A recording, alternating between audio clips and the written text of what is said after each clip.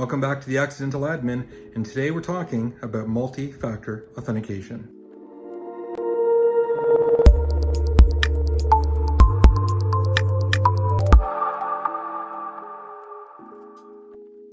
You've probably heard of this, or maybe its cousin, two-factor authentication. In fact, it's very likely that if you're in charge of a Salesforce org, you probably have two-factor authentication enabled on something, whether it's the login to your banking website or your email.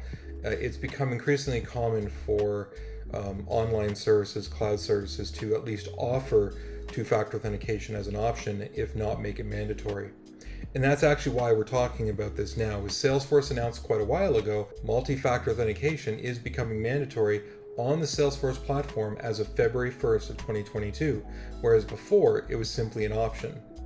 So even if it wasn't becoming mandatory, this would be something you would want to turn on. It's an excellent tool at keeping the data safe, and of course we are all ultimately responsible, our organizations are responsible for helping to keep the data in our Salesforce orgs safe, and so this is one phenomenal tool for doing that. So what is multi-factor authentication? So multi-factor authentication simply acknowledges that passwords are no longer secure enough. Even if you use third-party apps like 1Password to create complex passwords, there's simply too many ways for people to get a hold of those passwords. And so multi-factor authentication, or MFA, adds another layer on top of that to increase the level of security. So MFA combines something you know, like a password, with something you have, like a phone. And what that does is you put your password in and it says, okay, you've passed step one, you have a password in your possession. But what I really want to know now is who put that password in.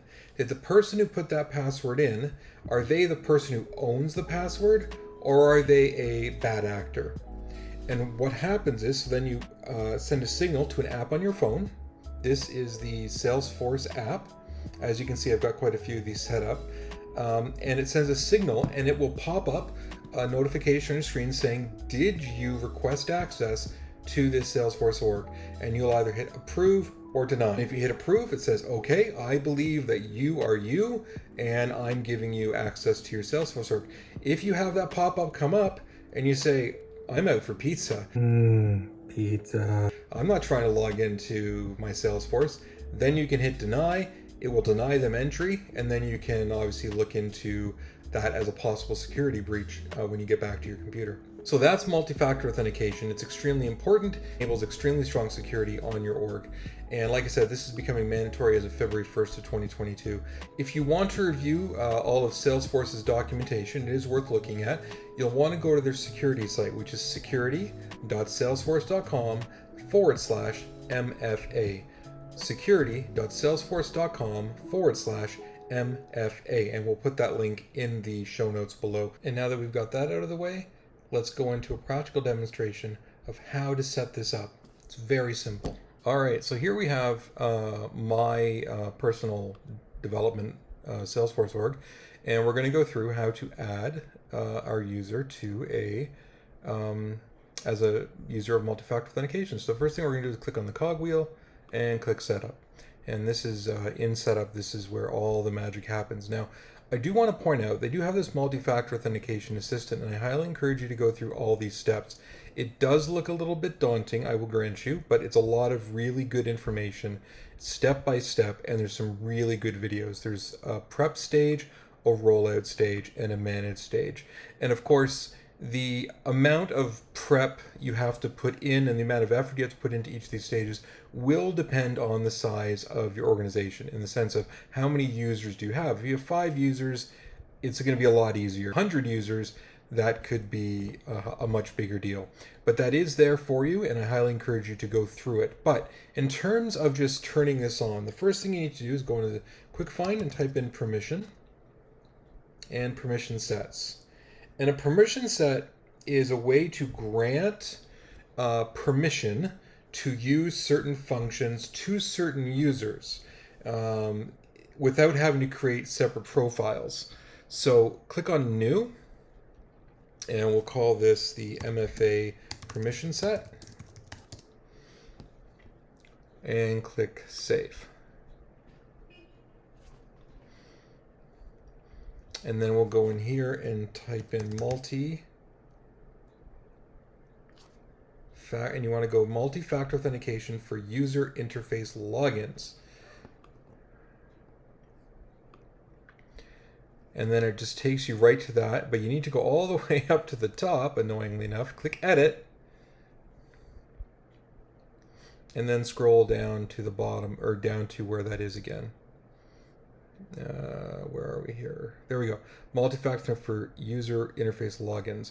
Require users to provide an additional verification method in addition to their username and password when logging in to Salesforce org. So you click that, head back up to the top, and click Save. So give it a second to reload. Now we need to assign this to someone. So manage assignment, manage assignments, add assignment. And I'm really the only user in here that I want to use. This email address isn't real, by the way, so don't try and email it, and click Assign. So now this person is done. They are assigned this permission set, and if you go into User, click on Users, Andrew Mugford, and you scroll down, you will see that under my permission set assignments is the MFA permission set. So what's going to happen now? So now if we log out and we log back in,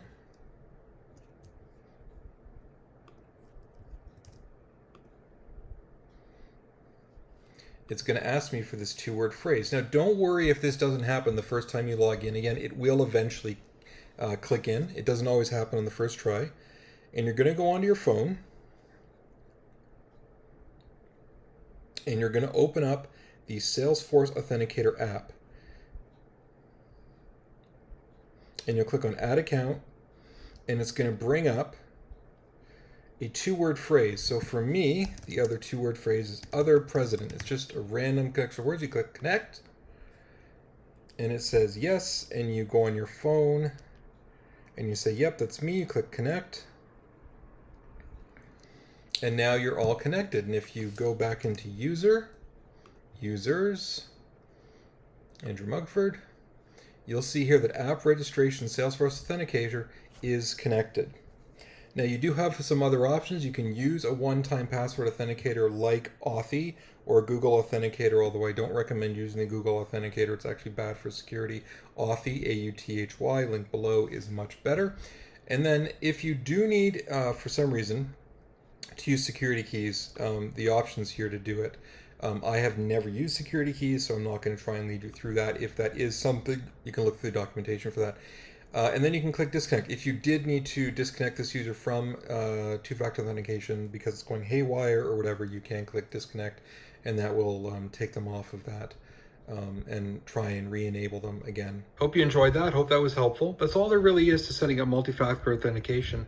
Really, the hard part is communicating, planning, and communicating the plan. Especially if you have a larger user base. You might want to do it in stages with just a handful of users at a time to make sure it goes well. If you've got multiple admins or support people, you'll want to have them well trained to be able to deal with the support issues. But it's not really that big of a deal, and I hope this helps. If you have any questions, leave them in the comments below. If you have any horror stories about MFA, leave them below, and we'll look forward to seeing you in a couple weeks with the next video.